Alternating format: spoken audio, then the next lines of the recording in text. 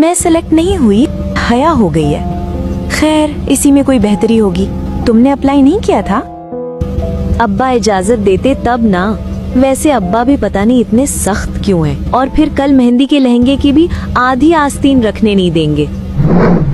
वैसे पेरेंट्स को इतना सख्त नहीं होना चाहिए। इरम, तुम्हें आज क्या लेना है? मैंने तो जूते लेने हैं। चूड़ियाँ लेनी है, मगर पूरी आस्तीन के ब्लाउज के साथ चूड़ियाँ अच्छी कहाँ लगती हैं। वो मुंह बसूरे फिर से शुरू होने लगी तो हया ने कैसेट प्लेयर ऑन कर दिया। आतिफ असलम का गाना पूरी आवाज में गूंजने लगा तो इरम को चुप होना पड़ा।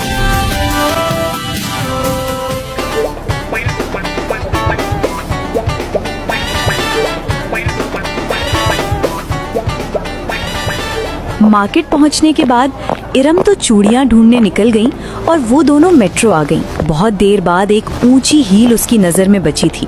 ये गोल्डन वाला जो तीसरे नंबर पे रखा है वो दिखाएं। ये वाला मैम, पहना दो मैम। सेल्समैन जमीन पर पंजों के बल बैठा था और वो दोनों काउच पर बैठी थी।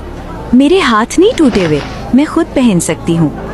जी श्योर, ये लीजिए। उसने उसे यूं पकड़ रखा था कि पकड़ते वक्त हया की उंगलियां लाजमी उसके हाथ से मस होती। सामने रख दो, मैं उठा लूंगी।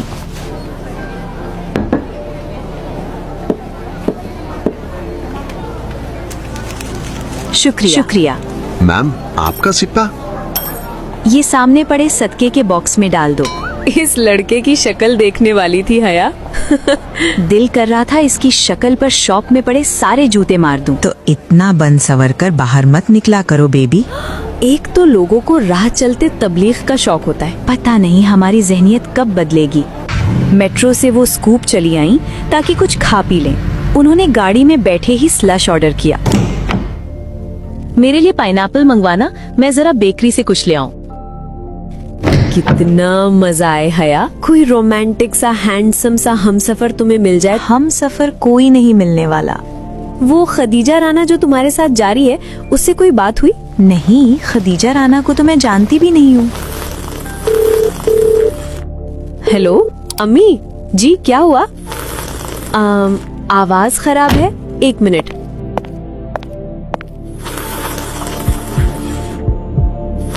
Hello my beauty. डरो नहीं सोनियो, मैं तुम्हारी दोस्त हूँ। डॉली कहते हैं मुझे। हटो हटो जाओ।